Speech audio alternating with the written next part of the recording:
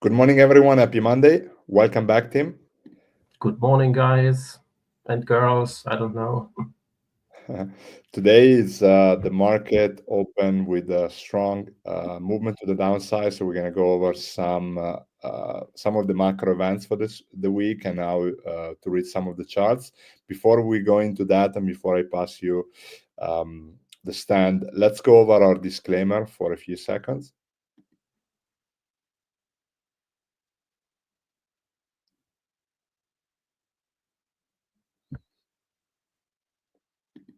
All right, Tim, it's all on you. Yes. All right. So thanks for tuning in. And if you are new to this little format that we are bringing on here, we usually focused a few minutes about recent events in the market. That's the reason why you always see as a first slide the ES future like here. And then we are going over some stuff that maybe can happen in the market over the next week. And I also try to, tell you something new. Maybe you will learn something and maybe you find a trade out of all the stuff that we are presenting here. Obviously, it's always a little bit dodgy. That's the reason we always bring the risk disclaimer in to show specific things you should do or not should do. So keep in mind, everything here, as professional as it maybe looks or not, that's up to you, is entertainment, right? Okay, so then let's begin with the last week. I hope my little slides are always visible to you guys. If that's not the case, just put it in the comments what it's unreadable or if there is something you didn't understand, and then I go into more details over here. So that's the last week, and we are going from left to the right. Just a quick explanation over the days what has happened. On the bottom pane, there's VIX future. We'll come later to it a little bit. But it's kind of interesting if you are looking at the events that happened over the last week and comparing this to volatility. I think it's already visible about what the market cares actually. And but let's start Monday last week. People having whatever kind of news are pretty aware of it, and I won't do a deep dive, which is really funny because the company that caused this trouble is called DeepSeek from China. The AI thingy, competitor to ChatGPT and all the stuff with all the chatter about, they are way much more profitable with less money in the system they need to bring up the service. It was kind of a big shaker in the market, right? The ES Monday, the lows was like nearly 5%, I guess, if I remember right. Big blowout in volatility. About futures traded from previous Friday close like 4 points higher until we have saw the peak over here and the low in ES. It was quickly recovered. And if you look at Friday at the chart, recovered the whole move. So I know it's a pretty dumb and stupid phrase, but it's by the dip kinda. I know it's not really professional, but it was a thing the last 2 or 3 years. So something more has to happen, in my opinion, that people are saying, oh, no, don't buy the dip. That makes sense, right? Okay, so that was the Monday quick recovery. Those quick recovery moves are mostly driven by positioning, right? In SPX or ES. If there is a pretty big position or a significant position in the market that says no, not further down, and monetizing of hedges maybe begins, lures some buyers in, algorithmics are doing stuff. You can see on Monday the big 930 US open candle over here, drifting us a little bit higher. Then the week was pretty boring. Also, our FOMC on Wednesday here was pretty boring. We range bound a little bit around in this area. In ES, no big volatility. It was kind of priced in because no one, and I think I mentioned it last week as well, no one did expect anything special for the FOMC. No further outlook and all the stuff. And I'm pretty sure we have talked about this stuff last week as well. So first day was kind of the same. Nothing ever happens. We traded higher. That's mostly the case of stuff that I also mentioned last week. Think of passive buying flows. Think of buyback windows. We are in the earnings season right now, and the buyback window from big corporates is already open. I have a cool chart, I think, maybe in the next few slices about it. Yeah, and that's a passive force into the market, say it like that. Always providing liquidity, always providing a bit, and then positioning kicks in and you drift higher a little bit. Friday, I named it Tariff Baby Tariff because we had a little bit of a shocker in the evening, let's call it like that, or in the PM for the US guys. And you can see, and that's the reason I added VIX futures down there as well. Monday and Tuesday have shown some volatility crushing. The FOMC volatility was basically non-existent. Also on Thursday, nothing special happens. But on Friday, you have these bid volatility to the upside. Shows you already the market is kind of concerned about all this stuff that happens in tariffs. We will go over it a little bit later. What's kind of special over there.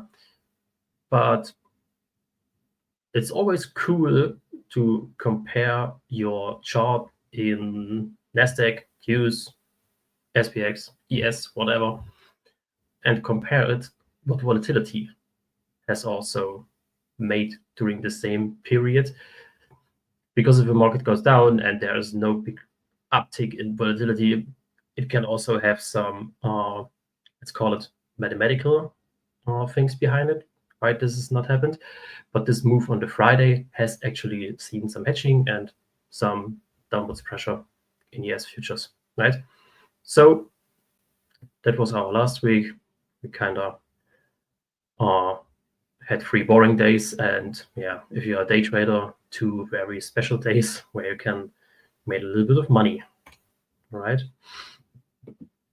I put this in because I think it's new to some of you, and you maybe can learn something over here. The concept of dispersion, and we go over it. So I have put in 2 charts here on the left side, right? The upward chart shows you indices from the CBOE. They are provided from the CBOE, and they are called correlated 1 month and correlated 3 months. And I also put a little text to the side here that you can maybe make a screenshot if you want to chime in a little bit or want to learn about it a little bit more, what these indices are showing you. And the correlation indexes are showing you the correlation between the SPX index options vol, like if you are buying puts or calls or sell them, I don't know, for SPX, how the volatility is priced over there, versus a basket of stocks that are equal weighted, which are also in the SPX index, right? Because in volatility, you can actually make dispersion trades where you can buy SPX volatility and sell stock volatility from stocks that are actually in the SPX.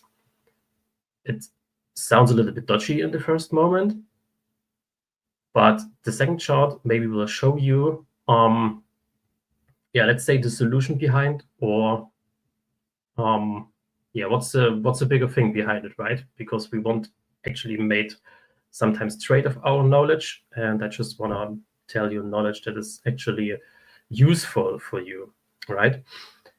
And these correlation indices are showing you how dispersion works in SPX, right? The SPX has 500 stocks. So easy way to think about it, I don't know if we have shooters in our community or if people ever fire a gun.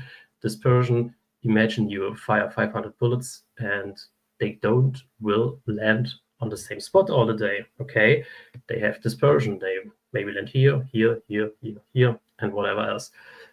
And this is what dispersion indices called DSPX is showing you. That's calculated over 30 days, and that's the expectation of these 500 stocks, how they will perform. Okay, and the last week was pretty interesting, because equal weighted stocks, like showing in the down pane here with the RSP, that's the orange line, it wasn't that bad, to be honest. But other sectors like the Max 7s, semis, and also small cap crap stuff, that's the reason I added ARC and the IWM down there, have been a little bit of a lack in the performance, right? So the broad index at itself performs pretty good, or is at least flat, but smaller portions of the index, like the Max 7s, are performing bad. So this causes dispersion moving to the upside, and the correlation indexes are moving down, because the SPX as a whole concept, or as a whole basket of stocks, is not that correlated as usual. It's kind of funny, because last year, or I don't know, 2 years ago, people have always say, wow, NVIDIA is the market. If NVIDIA goes up, the SPX goes up as well. That's not wrong in the first at the first glance, but with this you can drill in a little bit more with these indices and these indicators here, and you can actually make an idea.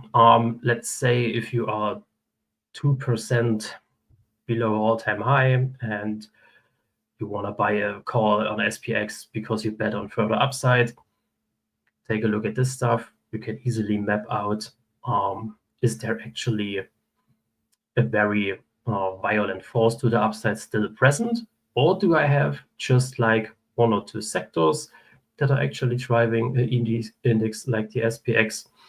Of course, you can also look at the classical stuff, like, I think most of you are aware of it.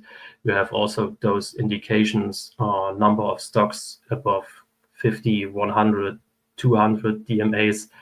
But keep in mind, those are lagging indicators, because they are based on price action. And this stuff is actually an index looking forward into volatility. All right. That's a little learning thingy. I put it in here because we had these violent moves last week. They are over there with the yellow lines on the correlation indices and the SPX. So pretty big divergence over there. And the other trade on the other side is, if you want to play the short side, obviously your odds are on the better side if the correlation goes down in all these indices, right? So that would be the other side of the trade if you want to buy puts, or if you are think about hedges into the market. I had a swing trade last week. I just put it in here for you as information.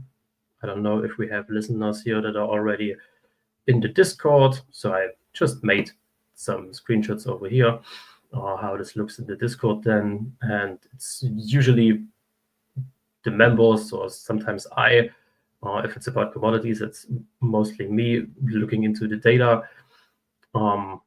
Then I also add, of course, some knowledge that you have if you are trading a specific product like oil, which is the case here, and some dynamics, what's driving the market right now, what could happen. And yeah, nice swing trade. I posted it here. I hope it's kind of visible on the right side. Traded in the MCL with 15 contracts. I had this trade put on a little bit earlier, I think 2 or 3 days before I got stopped out over there, with like 75 ticks, I guess. And the second trade then worked pretty out, yeah, as intended, I would say. And if you want to join the community, there's always someone there in the channels talking about this stuff. And it usually looks like this: some charts, some data, then the trade gets posted. And I'm pretty sure during the time, because it's 1, 2, 3, 4, 5, 6, 7, 8, 9, 10 days, 10 days swing trade. Also the management of the trade, right? How to work with the trading stop in futures. In oil, it's pretty important to talk about this, because you can always have like a gap up day on Monday or Tuesday if something stupid happens in the market and oil shuts up 1%. So I always take care of documentation and the management of the trade, that you can stay in your short, because the short is still valid and you just want to survive the volatility. Okay. All right. Let's get into business. That's the week in front of us. Nearly every day has something to watch. I'm saying this a little bit slowly because we have again this Monday like last Monday, and we have to be a little bit cautious here, because the tariff story seems to be a little bit of a problem.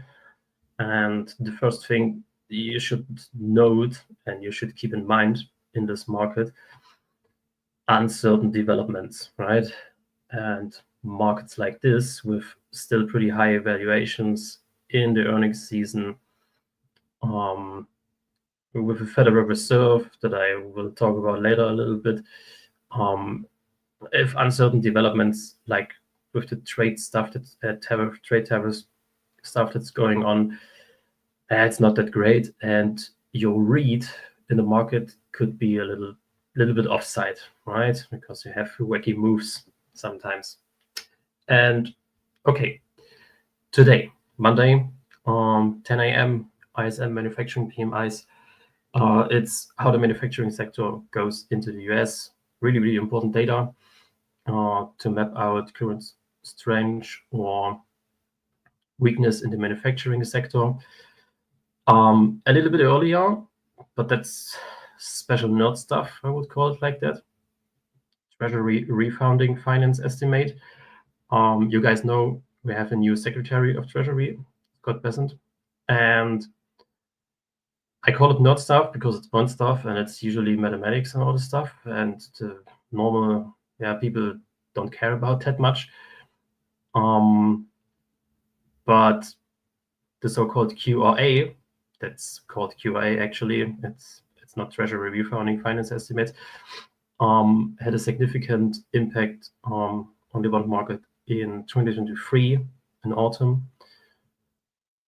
Long story short, there is those refounding agreements, they can switch the issuance what the Treasury is actually giving out in bonds, long-term, short-term, right? Do we issue more bills? Do we issue more bonds? There are certain percentages what it's allowed and what not, but it's more money market stuff, and I will write about it in the community, I guess, a little bit. I think we have like a handful of people care about it, including me. But if you have exposure in stuff like bonds or options like TLT, some move can happen. But let's not go into deep in this, because it's usually nerd stuff. Okay, Tuesday, first job data this week. It's the first week of the month of February, so it's the week with most of the labor data. We have JOLTS.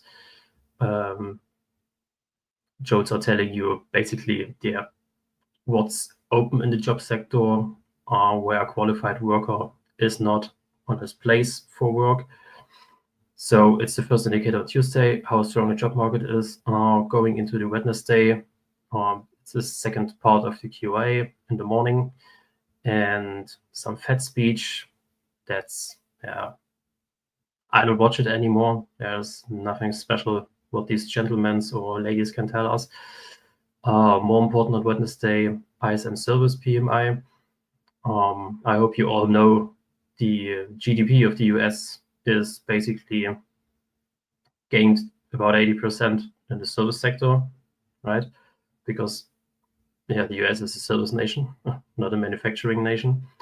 And so those service PMIs are always really important.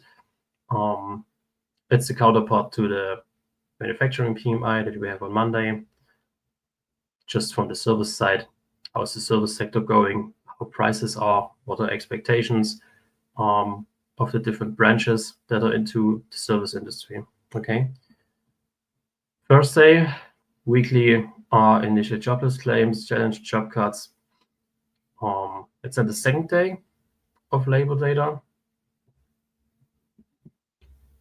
And Friday NFP, first Friday of the month, like usual, we talk about NFP. And NFP is the topic for 2 or 3 slides later. I will talk about later a little bit. Earnings this week, well, Palantir, we just added Palantir because we had some dodgy moves the last months, weeks about it, heavily driven by options. And I'm pretty sure also a little bit of gambling. So if you have positions on there, they're reporting after the close today. Another semi-stock, AMD, tomorrow after close, and then Amazon, first day. Amazon, like 4 or 5 years ago, was like, what is Nvidia or Apple today in earnings? Everyone was hyped. Everyone was really focused on Amazon, biggest online retailer in the world. It's kind of important, of course, for Qs, NASDAQ, and all the stuff. So they report first day after the close. And then I mentioned it one slide before. The buyback window is fully open since Thursday last week, I guess. And buybacks usually during your earnings call or doing your earnings release as a company, you also release the amount of buybacks that you're doing in the open market. What are you buying back in terms of shares? And that's from Goldman Sachs down there. And that's obviously billions, right? 3.5 thousand billions. So they compared the years from 2020, 21, 22 up to 24, and 25 is the estimate. And obviously you can see that's the highest amount of share buybacks that we ever have. That's also a part of those passive flows into the markets. You have to think about it. It's not like, buyback programs are buying back Apple today, like 1 million shares. And 2 days later, Apple is 5% down and they sell all the stuff. No, they just buy it. It's just buyback. The money for that is already written off or planned into the program, and they hold those stocks like forever or like many, many years. This adds liquidity to the market in a certain amount. And that's a force more on the background of the market. But from my perspective, buyback window, always important to mention at least. All right. This is gold. Why I added gold? Because gold made a new all-time high on Friday. Yes, that's Friday. It's Thursday, that's Friday. Yeah, Friday, new all-time high in gold. 2,850-ish should be. Why is it like that? Like 2 or 3 weeks ago, we pointed out in the community that gold is likely to uprun this all-time high and also will pierce above a little bit. There was significant activity around 2,900, which is $50 more actually, but we then find out it was sold calls most of the time. And still the plan worked out a little bit. And it's usually driven not because of risk off. People always say, oh, if gold performs that good, something bad has to happen, right? But no, that's not always the case. Think about it. Gold is still a commodity, and commodities are usually driven by supply and demand, right? Not the supply and demand that you're seeing in your chart. No, the supply and demand from me and yeah, let's say Fabio, I want to buy it, Fabio want to sell it to me. And a huge market is Asia and India. That's why I added this little headline in the middle, just to keep it in mind and talk about it. The Chinese central bank still buys gold. They did it last year in tremendous amounts. They did it this year again, or do it still. And so gold goes a little bit away from this risk-off character that it has like a few years ago. And it also drifted away a little bit from the old saying, if the dollar moves up, gold goes down, right? That's a model of correlations a lot of people are talking all about. But as I always say, correlations can flip. They are not always -1 or +1, sorry. And gold does not care about the high dollar price few months. It kind of moves in lockstep a little bit. And if you can see, I hope you can see it on the right hand side, we have GLD here, that's a gold ETF. We have data for this also. It's pretty amazing with the 1 month skew down here that we didn't move higher, but the price moved significantly higher. So there's already some kind of exhaustion up there. Does not mean you have buying the next few days on lower prices, but this was how do I say it, a lame top, right? We pierced the all-time high and then we traced like 10 minutes or 20 minutes later. It's a very interesting fact that gold actually made it Friday during the cash session, 9:30 open, at an all-time high, and then they sold it practically. And they sold it also into the tariff news that we had, I think 1 p.m. or 12 p.m. on Friday. That stuff I'm watching if there's a correlation. And the top bottom left pane over here, that's volatility for gold futures from the CME SeaWorld tool. And skews over there are still tilted to the upside, right? It's a positive skew, not on all-time highs. Price came a little bit down, and I would say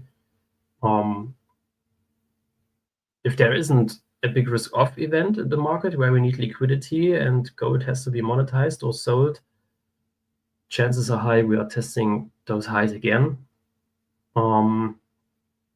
Of course, there are some sinister stories right now. JP Morgan is about to deliver like 5 billion in gold, I guess. There was a big article on Bloomberg about it. So someone is cashing out a little bit. It doesn't affect futures that much. So let's stick to the technicals over here. That's the reason I also added on the right-hand side bottom pane the MenthorQ NetGex chart, is it? Yes, a NetGex chart for gold futures.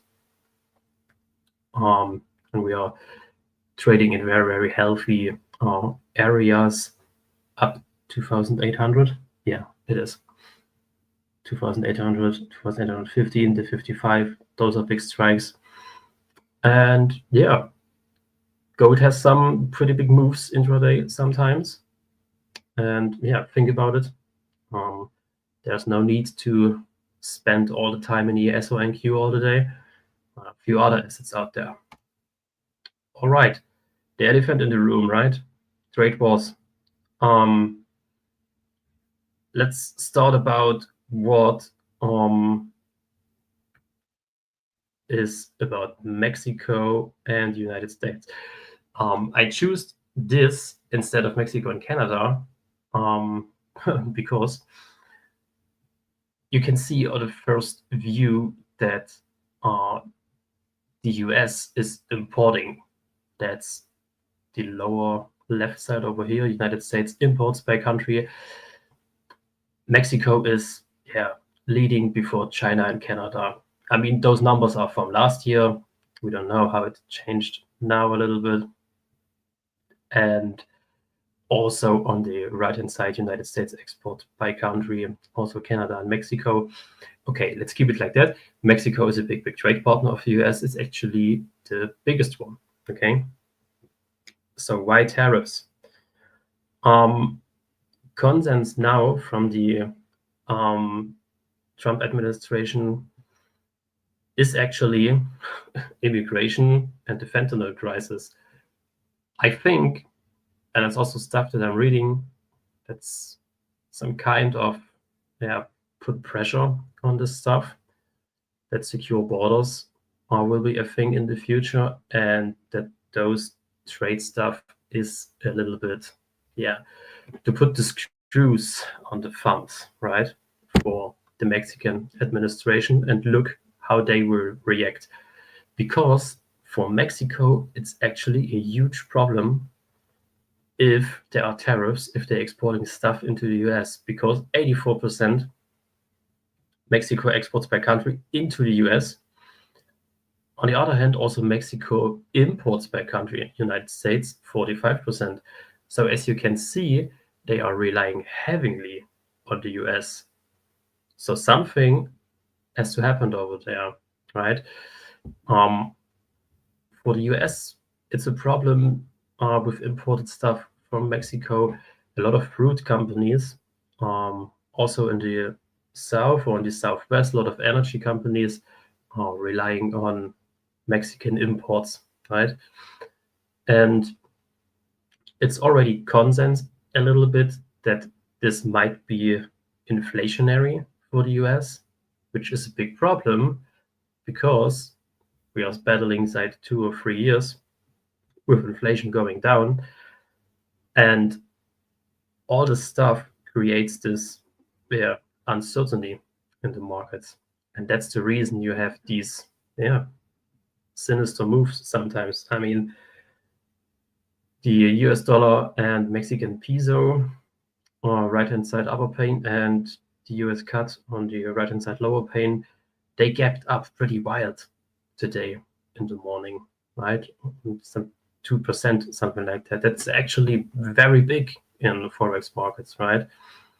Think about all the billions that are getting switched over there. On the other hand, if you already survived in terms of trading, of course, the first term from Donald Trump, I mean, we all know he likes to chat a lot and make announcements. It could happen that those moves are actually coming back, right? If there's a news headline like, okay, the trade war and with the tariffs, that has solved a little bit, no 25%, we have agreed on 10 or 15%, this stuff will get priced out again, right? So my advice here is your horizon into the market in terms of risk, in terms of time you will spend in those markets if you're an FX trader, has to be bigger than the last few years, because the last few years haven't seen that much FX volatility, but those times are over right now, okay? And if you are trading, you are also always a risk manager, and you have to be adapt your risk management into the environment you are trading, right? So that's the main takeaway here. Long story short, that's big gibbery talking stuff. In the end, it's about risk, making money, so plan bigger here, okay? So that's the main topic we will talk about today. Like 2 or 3 weeks ago in the community, it was during the week, where the Trump coin was announced. And some of the people were like, oh, that feels like a top. And I also thought about a little bit. Those markets are pretty skewed to one side, which is the upside. Everyone is on the same boat. Everyone is on the same side of the market. It's actually pretty expensive to hop on this train if you want to bet on the upside for stocks. So what says the bigger picture? And this is a little bit of a macro excursus, because usually big traders trading macro, there's always a wording like you are an early adapter in your trade, right? You will be short something where everyone is long, or vice versa in the other direction, of course. You might have a bigger drawdown, but in the end you are right and you bank in big, right? That's basically macro, be on the right side when everyone is still on the wrong side. So, and because I'm trading mostly US stuff, US stocks and US indices, we are keeping our eye on the US economy a little bit. And of course, that's all data stuff, right? Just want to tell you a little bit what is always important to watch and what the market is telling us right now. Let's start with inflation, okay? Inflation was a big thing the last few years. Our last inflation prints, that's the upper hand pane United States core inflation rate. Over the times where the inflation rate month over month came in with 3.5, we kind of pinned 3.3. The December one was already a little bit lower. You might think that's actually good. Keep it like that. It's actually good. Inflation comes down, but there's also a reason inflation comes down, right? Inflation can stay very, very long elevated and can grow much, much higher if we all have enough money, if we all agree to pay higher prices, from your grocery shopping to buying a new house or a new car or traveling by plane. So all this stuff also creates growth into the economy, which brings us to the next one, the United States GDP. That's a quarterly chart, right? And if you look closely, the quarterly chart, I mean, it has some prints like 1.6, 3%, 2.4. The last print was 2.3. Keep it easy, 2% growth over a quarter. That's actually pretty good, right? Look at other developed countries, like in the EU, like in Germany, it's flat all the time. The UK, it's flat, of course. The Eurozone itself, they dream from numbers like that, okay? And why is it? Because I mentioned it, people have work, people can pay for stuff. Brings us to the unemployment rate on the right side here. The unemployment rate, bottoms out a little bit the last months into the US. The last recent print was a little bit lower. Of course, there is not very big movement, right? When those numbers are coming out, like 0.1% or 0.2% are already big movements. That's of course stuff that has developed. But there's a saying in macro, especially with growth and unemployment up here, if something starts to crack down there, if the economy is not doing well, some people are looking with eagle eyes on credit spreads, okay? And this is the stuff in the middle here, credit spreads. That's from the FRED, the Federal Reserve of St. Louis. And the chart is from the Bank of America, and that's an option adjusted spread, which compares BB graded, so below investment grade corporate bonds with a fitting basket of US Treasury bonds, and the spread between it measures the risk. What kind of risk? Keep it easy. The risk of holding those assets. Okay, so if this chart goes down, there's no big risk for you holding corporate bonds from companies that are likely to go faster and quicker bankrupt than Nvidia, Apple, Ford, or Costco. On the other hand, your return is of course higher from those companies because they are more risky. And on the left side, there's a long-term chart from like 2017. You can see it. But the cutout thing from the right, on the right side here, with the yellow frame, is the current development in those credit spreads. It was in media like a few months ago that they have hit historical lows, and I'm not saying it's picking up a little bit, but we have to think about it not like a chart that you are trading, or think about an asset that made a low never seen like 1999. Think about it, how low it could go in the future, right? How saturated is this market? How many people are already in this market? Because this is stuff you can trade actually, right? You can buy baskets of high yield corporate bonds and short other bonds against it, or just hold them until maturity. People are still very confident with their risk in markets to hold those assets, right? If you have a terminal like Bloomberg or LSEG, you can also look at those CDX indices, credit spreads, and have real-time data over there. I always use those to show it to the people because it's more visible and it's more easy to talk about it without having a terminal or something like that. And this stuff over here is like every other indicator. It's based on stuff that already happens, right?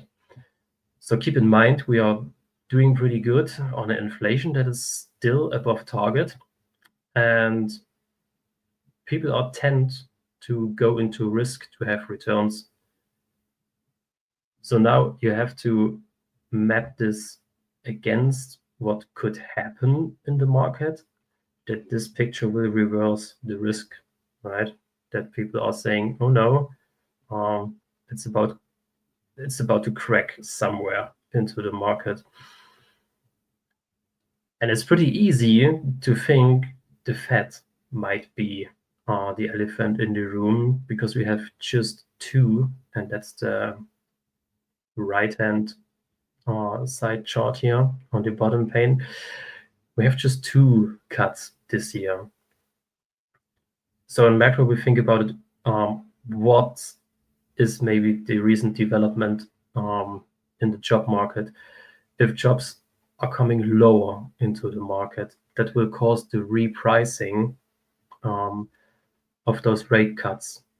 Two are way too less, in my opinion, if those indications above here are start to moving, right?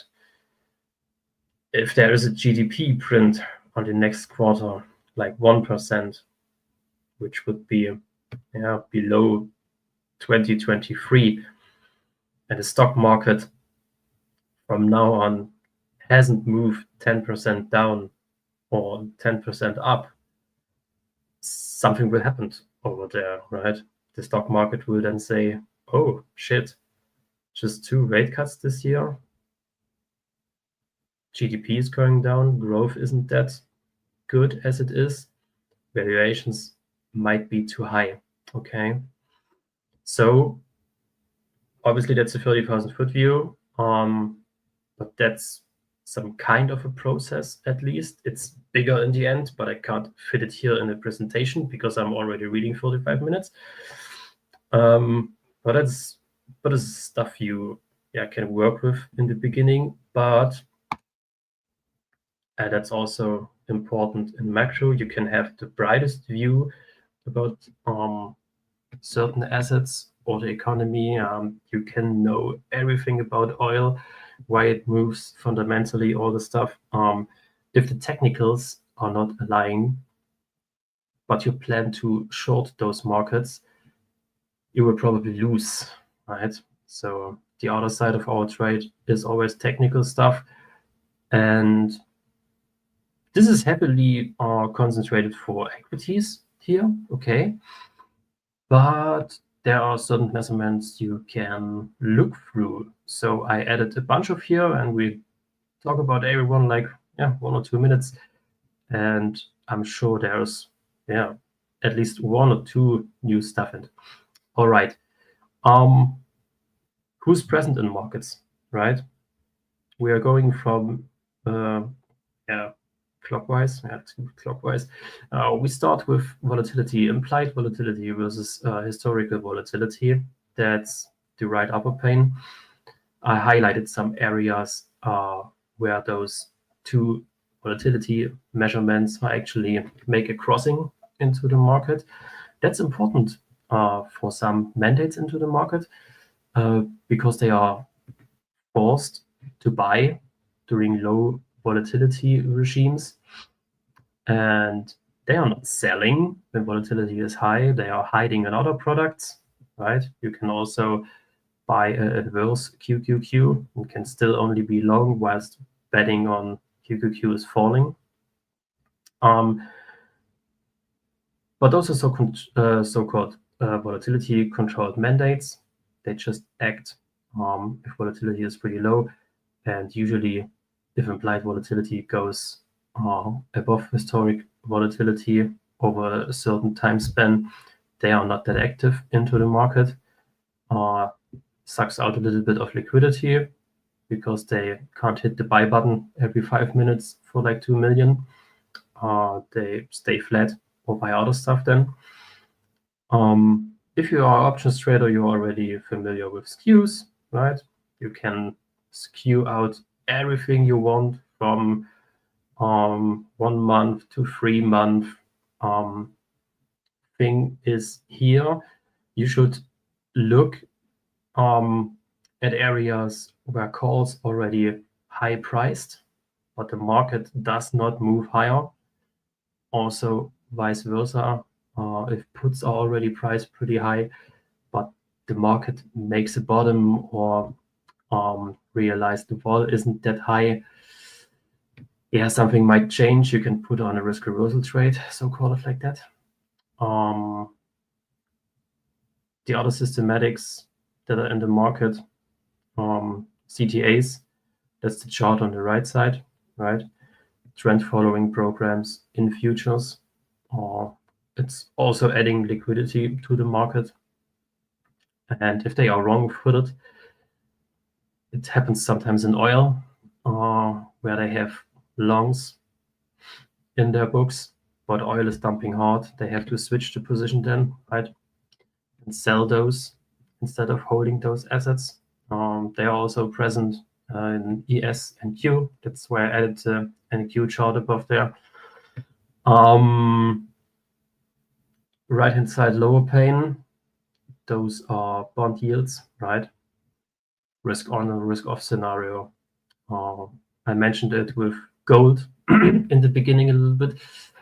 And it would be pretty suspicious if bonds are performing very good over the next, let's say weeks or days, because if there is a correlation, risk on or risk off, equities should sell. Not pretty hard, but they should sell because there is no environment now for being very long bonds and being very confident in your bond trade. So if bonds are moving to the upside, be very cautious in equity longs. And also some mathematical stuff I added on the right-hand side. The so-called risk premiums for volatility. That's why I added those snapshots from our bot here. It always gives you out those handy little tables where you can compare, like here from the 28th of January on the right-hand side to the 2nd of February on the left-hand side, implied vol versus historical vols. And down here, there's the equitation for you, how you can calculate it. And volatility risk premiums, it's rule of thumb. There's a little bit more math behind, but you can say if volatility risk premiums are very, very negative, relatively spoken, because you have compared to history a little bit, it's actually cheaper for you to put on a hedge, right? It's up to you if your hedge is a put exposure in Qs or SPX or whatever, or is it call exposure in volatility, yeah, like VIX, UVIXI or stuff like that. Okay. I know those products have different characteristics, right? If you compare just VIX calls with UVIXI calls, it does not make sense to trade them both equally, because in UVIXI, feeder decay is much, much more a problem than in VIX options. But at least with this little formula, you can make an assumption: is my trade idea cheap or is it important, right? If volatility risk premiums are having a bigger negative number, it's cheaper for you to put those hedges on. And if it's positive, the volatility risk premium VRH is positive really big. It's actually too expensive to jump into hedges for volatility or downside in equities. So maybe make a screenshot from this. Could be handy in the next weeks with all this chatter. And in the end, we can always provide you with the data stuff that you need. That's the reason I made the screenshot from the SPX dashboard on the website. All the data is here: term structures, skews, gamma exposures. They pretty handle a 5-day swing model. And also the option metrics. That's the white one on the right side here, where you can compare all the different tenors, put call exposures, gammas, deltas, and all that stuff.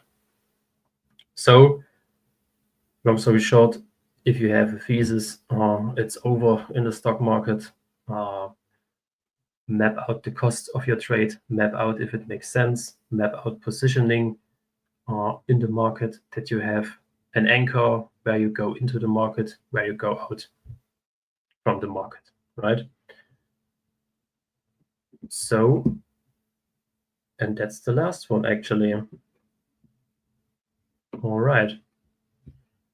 I have to drink a little bit. And thank you, Tim. This was amazing. Yes. Let's see if we have more questions. We have a question about Google.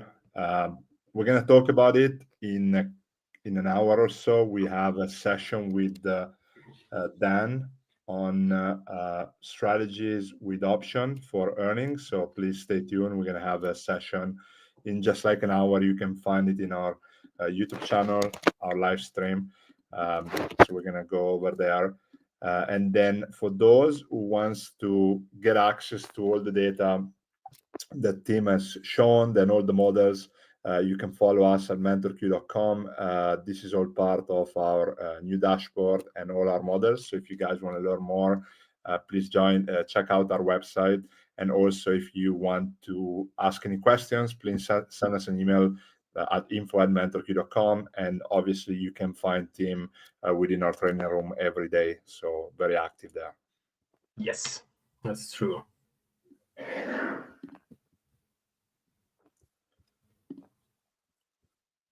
Let's see. We have no questions so far. Yeah, it was a lot of stuff, but yeah. I mean, why not talk about it? and it's going to be a busy week. So next week, Yes. I think we'll have a really nice update as well. So stay And tuned. for those that were a little bit disappointed about our last actually live guest that I had bring on, I'm cooking over there. Bear with me. I think I will record it and then send it out there as a normal video, not as a live, but still We working. have technical issues. Yeah. All right. Awesome. Thank you, Tim. Thank you guys for Yes. watching, and see you guys back in just over an hour, 10 a.m. with our advanced option strategies ahead of earnings with Dan. So see you guys very soon, and stay tuned, and see you again next Monday, Tim. All right, guys. Then have a nice week. See you, and don't do stupid things. Bye, guys. Bye.